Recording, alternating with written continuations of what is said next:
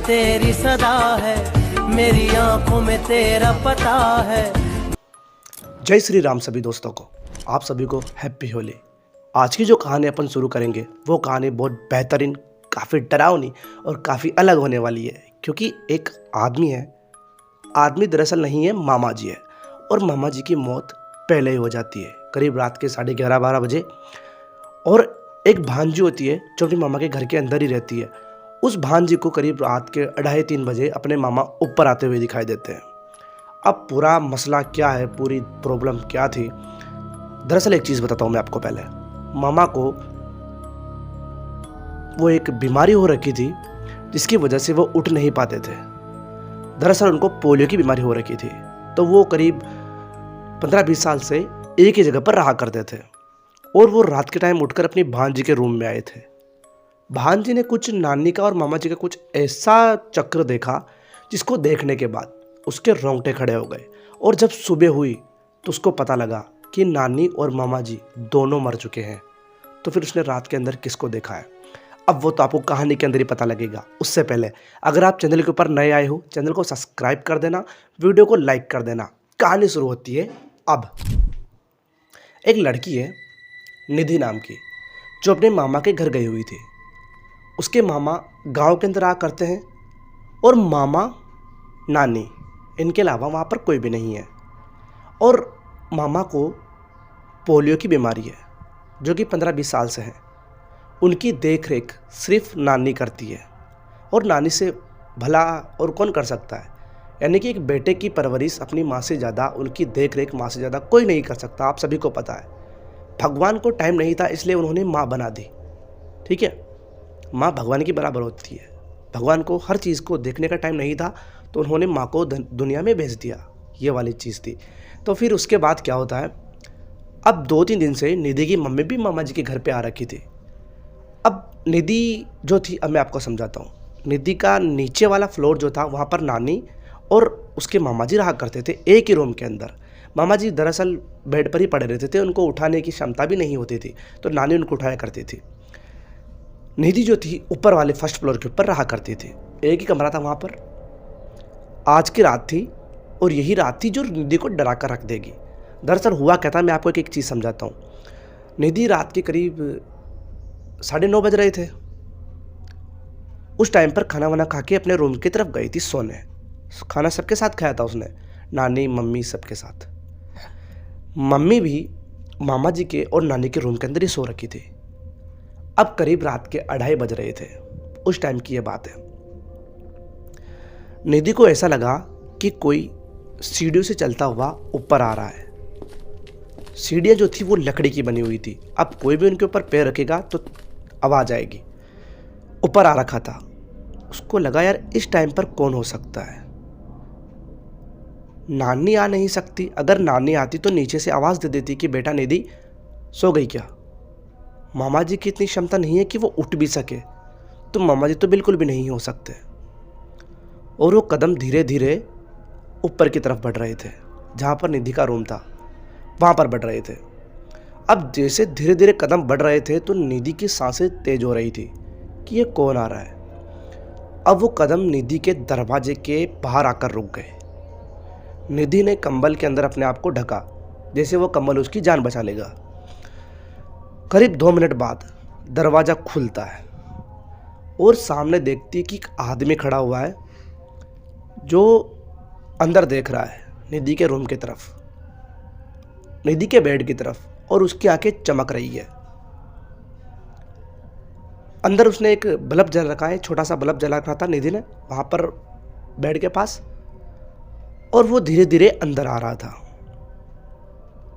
जब उसने देखा कि वो उसके मामा जी है तो निधि की हार्ट बीट बढ़ गई, क्योंकि मामा जी को बेटा भी नहीं हो सकते थे। मामा जी वो सीढ़ियों के सहारे कैसे आए। और वो रूम के अंदर आने के बाद हवा के अंदर न जाने क्या सूंघ रहे थे, ऐसे करके वो पता नहीं क्या सूंघ रहे थे। निधि की बहुत ज़्यादा सांसें चल रही थी कि ये क्या चल रहा है, मामा जी क्या कर रहे हैं, क्योंकि वो धीरे धीरे निधि की तरफ आ रहे थे। तभी नीचे से, ग्राउंड के नीचे से निधि का जो घर है, निधि की नानी का, उसके पीछे की तरफ एक गार्डन है। वहाँ पर किसी के लकड़ी पीटने की आवाज़ आती है। वो लकड़ी पीटने की आवाज़ सुनकर निधि के मामा जी दौड़ते हुए एकदम से सीढ़ियों से तेज़ी से उतरते हुए उस ग्राउंड की तरफ चले गए, उस गार्डन की तरफ चले गए। और जब निधि ने देखा तो वहाँ पर उसकी नानी लकड़ी को पीट रही थी। फिर नानी ने देखा कि कोई खिड़की से देख रहा है और निधि को पता चल गया कि नानी इस तरफ देख रही है। तो निधि ने पर्दा लगा दिया और पर्दे के पीछे से देखना स्टार्ट करा। उसने देखा कि नानी ने एक हरे कलर की एक चादर बिछाई है जो बिल्कुल गंदी हो रखी थी, और उसके ऊपर उसने मामा जी को सुलाया, जो कि वापस उस मरी हुई हालत के अंदर आ गए थे। पोलियो हो रखा था, उस हालत के अंदर आ गए थे। और उन्होंने उसको गठड़ी बनाई और अपने कंधे पर लेकर वो जंगल की तरफ चली गई। जंगल की तरफ ले जाने के बाद नानी की क्षमता नहीं थी कि वो मामा जी को उठा सके। वो बूढ़ी ज़्यादा थी, तो ये कैसे हुआ? तो नानी उनके पीछे पीछे, नानी जंगल की तरफ चली गई और गायब हो गई। जाने कहाँ? जंगल के अंदर। निधि नीचे आती है उसकी मम्मी के रूम में, उसकी मम्मी को उठाने लगती है। उसकी मम्मी इतनी गहरी नींद में थी कि उसको झंझोड़ने के बाद में उसकी मम्मी की नींद नहीं खुली। और थोड़ी देर बाद उसकी मम्मी के दरवाज़ा खुल जाता है, उसके घर का, उसके रूम का, जो कि उसकी नानी का और उसके मामा जी का रूम था, जिसके अंदर वो सो रखी थी। वो डर के मारे अंदर छिप जाती है। अंदर छिपने के बाद बेड के नीचे छिप जाती है और फिर आती है नानी जी और मामा जी। नानी मामा जी से कहती है कि ऊपर मत जाना, पागल है क्या? निधि को कुछ भी मत करना, ऊपर मत जाना, बच्ची डर जाएगी। उसके बाद वो जो कानों में शब्द सुने कि निधि को कुछ मत करना, उसको सुनकर निधि की डर की ज़्यादा हालत ख़राब हो गई थी। निधि दरअसल 12-13 साल की लड़की थी। तभी बेड के नीचे किसी का हाथ आता है और उसको खींचकर बाहर ले आती है निधि को, और वो देखती है कि नानी ने इसको खींचा है। नानी ने कहा, बेटा तू यहाँ पर क्या कर रही है? जा ऊपर सो जा। तो वो वहाँ से जाती है नानी के सामने से और ऊपर अपने रूम में जाकर सो जाती है। अब वो जो बातें करी थी नानी ने मामा जी से, वो बहुत डरावनी थी। अब उन्हीं ख्यालों में, उन्हीं सवालों में निधि खोई हुई थी, और कब उसे नींद आ गई पता भी नहीं चला। और जब सुबह हुई तो निधि को पता लगा कि नीचे इतना हल्ला हो रखा है, इतना काटा कूटा हो रखा है, जैसे कि बहुत ज़्यादा भीड़ लगी हुई है। नीचे जाकर देखा तो उसकी मम्मी ने रो रो कर बुरा हाल हो रखा था, उसकी मम्मी का, निधि की का। निधि ने पूछा, मम्मी क्या हुआ? तो निधि की मम्मी कहती है कि नानी मामा जी को सुबह वॉक के लिए लेकर गई थी और आज अभी तक नहीं आए। कई लोग तो ये कहते हैं कि उन्होंने नानी और मामा जी की लाश को पहाड़ी के नीचे देखा है। फिर सारे लोग वहाँ पर गए, उन्होंने देखा कि वहाँ पर लाश नीचे पड़ी हुई थी मामा जी की और नानी की। अब हैरान करने वाली बात क्या थी, मैं आपको बताता हूँ। जब बॉडी को, दोनों बॉडीज़ को हॉस्पिटल के अंदर ले जाया गया पोस्टमार्टम के लिए, तो डॉक्टर ने बताया कि 11-12 बजे इनकी मौत हुई है। अब निधि को ये समझ में नहीं आ रहा था कि 11-12 बजे इनकी मौत हुई है, तो 2-2:30 बजे मैंने मामा जी को ऊपर आते हुए देखा है। फिर निधि समझी कि मामा जी दरअसल मुझसे मिलने आए थे। मरने के बाद उनकी आत्मा मैंने देखी है, नानी की और मामा जी की। और जो नानी कह रही थी ना कि निधि को कुछ मत करना, यानी कि उससे बात मत करना वरना वो बच्ची डर जाएगी, वो ये कहना चाहती थी।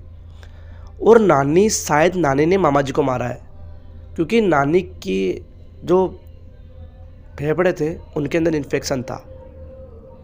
तो नानी के मरने के बाद मामा जी की कोई सेवा नहीं करता इतनी अच्छी तरीके से, तो उन्होंने उनके साथ उनके बेटों को भी मारना सही समझा, ताकि उनके बेटे को दुनिया के धक्के ना खाने पड़े।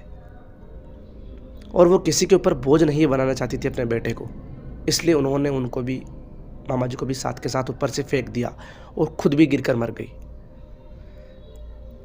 निधि ने जिनको देखा था वो मामा जी और नानी का भूत था, आत्मा थी उनकी। और वो मिलने आए थे। दोस्तों, कहानी कैसे लगी? अच्छी लगी ना? आपको और आपके पूरे परिवार को मेरी तरफ से हैप्पी होली। आप सब अच्छे हो ना? कमेंट में ज़रूर बताना। मिलता हूँ आपसे अगली कहानी में, तब तक के लिए बाय बाय।